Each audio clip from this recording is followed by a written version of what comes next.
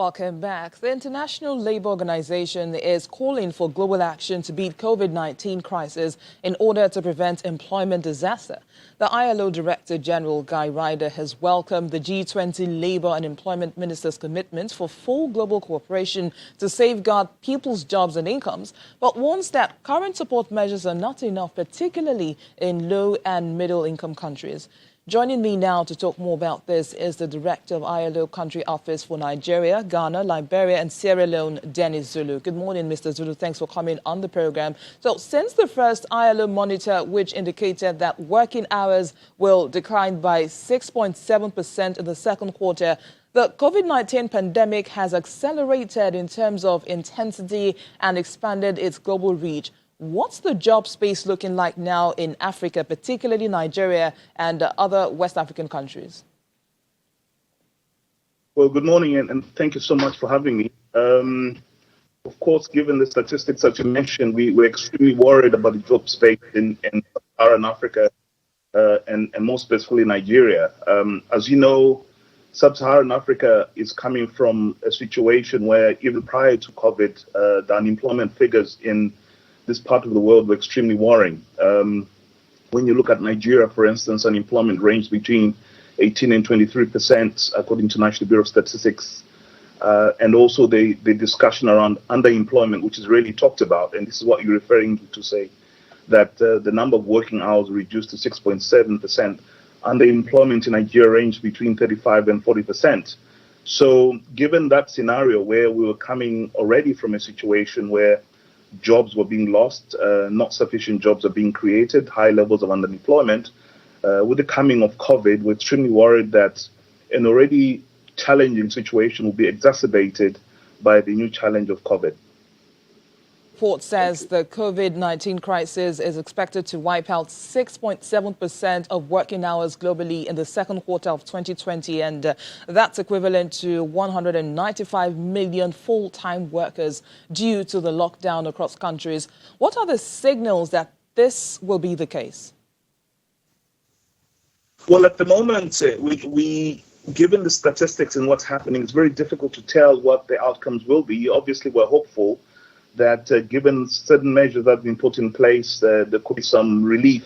However, it's not looking good at the moment, given also the situation in Africa where a significant proportion of people working are those in the informal economy. Nigeria, like many other sub-Saharan Africa, has a large informal economy. Approximately 80% of people working in Nigeria are in the large informal economy, which, as you know, is not regulated.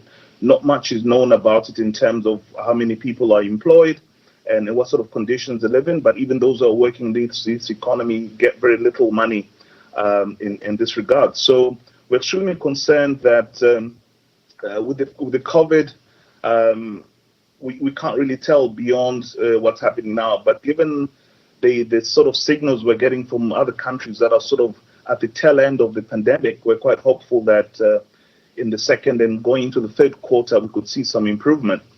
But that's really dependent on what we do at the moment. And at the moment, what we need to do is put in place some measures. And I see, for instance, the federal government through the CBN has provided some relief through some funds which are being made available to the vulnerable, but also to some businesses to ensure continuity, because that's very critical.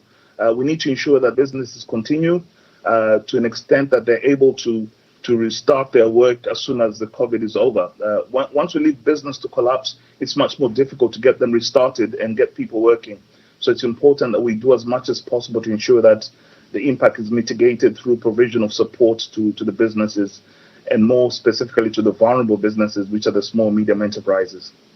The report also highlights the hospitality sector, manufacturing, retail and administrative activities as key sectors at risk of COVID-19. Is this already the case with these countries? Oh, definitely. You know, for instance, that in many of these countries, these sectors that you highlighted are really labor intensive, and many of the countries, Nigeria inclusive, depend on these sectors for the provision of jobs. Now, with the lockdowns and the cut on travel, it basically means that the people who normally frequent these facilities or use these facilities cannot do that. And because of that, the establishments who are providing retail, hospitality, and all that can then not generate the sufficient revenues to keep the employers in work. So what is happening is that we're seeing a continued closure of businesses in these sectors, which basically means that people are out of work. And this is going to get worse because even the few businesses that are open right now cannot sustain the retention of workers because they have a problem with their working capital. They're not doing business, so they're not earning any revenue, therefore they cannot pay their employees. So we're quite concerned about these sectors because they really account for a significant proportion of those people who are employed in sub-Saharan Africa and specifically Nigeria as well. We just had a conversation with an indigenous oil and gas player, and he highlighted the impact that the pandemic has had on that industry. But what is the ILO's projection for the oil and gas industry, especially with the crash in oil price? Well, that's one of the sectors that really has been hit hard, given the fact that, as you know, the price of oil has fallen drastically over the past few weeks or months. And therefore, the ability for the oil and gas sector to retain the workers is being taken away with the reduction in sales, but also the reduction in the price of oil. You may wish to know also that in the case of oil and gas, usually the oil and gas sector is highly technical and does not really employ so many workers when you compare it to other sectors, so for instance, retail. But we were quite concerned. But the good thing is that with the coming back of the economy as soon as COVID over, oil, as you know, is a driver of the economy in many countries. We hope that it will be able to resuscitate and therefore get the workers back working, and in doing so, provide the motivation towards economic growth. As you know, I think the Minister of Finance said not so long ago that Nigeria GDP might shrink by about 3%. And given the fact that oil and gas is a driver of the economy in terms of revenue, it's particularly important that attention is paid to this sector because whereas it might not employ so many people, but it's got a very big role in ensuring that economic activity in Nigeria takes place and that the private sector and the informal economy employ the numbers of people that we want to be employed annually. Now, talking about government intervention, now many of them across Africa have implemented certain policy measures, such as a grant of one-year moratorium by the central bank to some sectors, distribution of relief materials and more. But what is the ILO's view of these policies, and what more would you rather want to see? Well, yes, I think it's very observable across the world that there's been a consistency in implementation of various measures, including economic stimulus packages, just as the CBN has done in Nigeria, but also providing moratoriums to the payment of debt by some of the companies to ensure that they are able to continue operation, but also more importantly, that as they continue the operation, they're able to retain their workers. So we've seen a sort of a systematic and consistent pattern across the world, including sub-Saharan Africa and in Nigeria, to ensure that the various packages are made available to workers, but also the private sector to ensure their continuity in production. But it's also important in this respect to look at the vulnerable, and these include vulnerable workers, more specifically young people and women who account for a significant proportion of those working. So these packages should also be targeting these, given the fact that they're most vulnerable in their jobs. So we actually commend the steps that various governments have been taking, including Nigeria, in the short term. But I think in the long term, we also need to be looking at how certain policy measures can be put in place to ensure that the economy springs back into life as soon as COVID is managed. So that's very critical. Another important thing that's not talked about much is the fact that the global economy is well linked. And one of the statistics which are quite worrying for countries like Nigeria, which got $24 billion as remittances last year, is the fact that all those Nigerians who are working abroad and remitting this very important money to their relatives back in Nigeria will not be able to do so because, again, they might not be in employment, or if they're in employment, the hours of service has been reduced, so they're not able to send money back home. So remittances account for a significant proportion of money that is used locally in sub-Saharan Africa, even in Nigeria. And hence, we are bound to see an increase in poverty levels because this lifeline from remittances will be cut quite drastically. So that's another level of concern we need to be looking at. And also released another report on the implications of the virus pandemic on the informal sector. Of course, you've talked about that. But how does that report ring-fence Africa? Well, yes, the informal sector, as I said, accounts for a very significant proportion, 80% in Nigeria, around the same across sub-Saharan Africa. A lot of our people are employed in the informal sector because they can't find jobs in the formal sector. It's very difficult at the moment in that the informal sector is highly active, but also we do not know much about the statistics there because, as I say, it's usually unregulated. It's usually small businesses. In some cases, one person run business who employs several other people.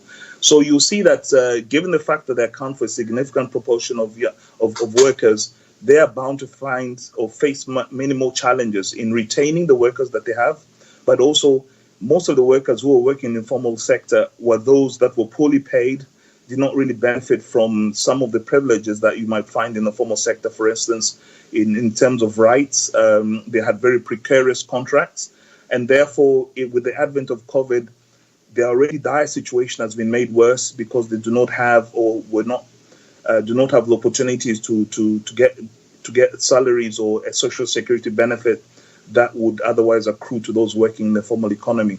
So, given the fact that they're a very big part of the economy, we were really concerned, and perhaps this gives us an opportunity to see how we can make this sector much more resilient in cases of crisis such as the one we're facing.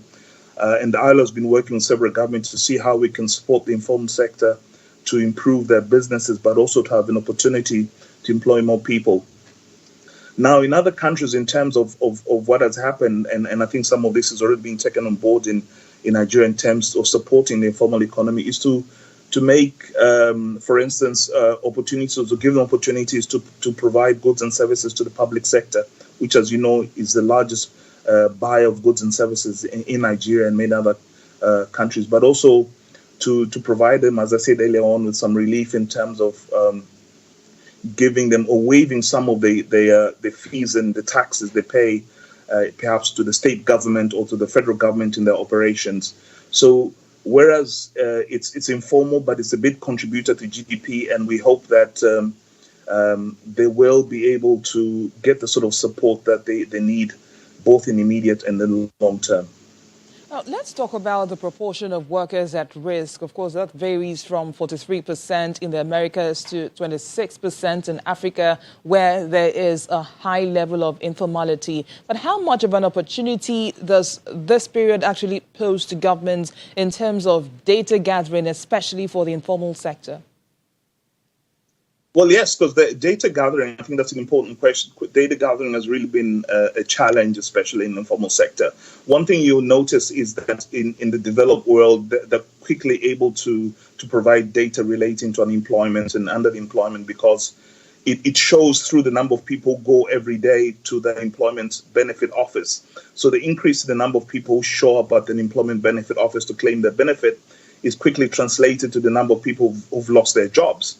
Now, when you come to Africa and sub-Saharan Africa, where we do not, most countries do not pay an unemployment benefit, it's quite difficult to ascertain at any particular time as to how many people have lost jobs or how many people are working in the formal economy. So, as I said, this provides us with an opportunity to look at the structure of African economies to see how we can help transition a significant number of people or businesses that are in formal economy into the formal economy. And this is not only good for the business persons in the informal economy because they're able to get better services, but also can get access to finance, but also other sort of support services from government. But it's also good in terms of the government because it can increase its revenue base. Because you know that large segments of the informal economy do not contribute as much as they would to the fiscus in terms of taxes and other levies. So this really looks or provides us with an opportunity to really look the way African economies are structured and to the extent that a significant proportion of them are in the formal rather than informal economy, which really is not really the desirable situation. So going forward, I think this also provides us with an opportunity to transition to the formal, but also to look at alternatives of taking into account and being able to record the statistics that basically relate to the informal economy in terms of the productivity and contribution to the national development agenda. Director, ILO Country Office in Abuja, Dennis Zulu, thanks for speaking with us on Business Morning.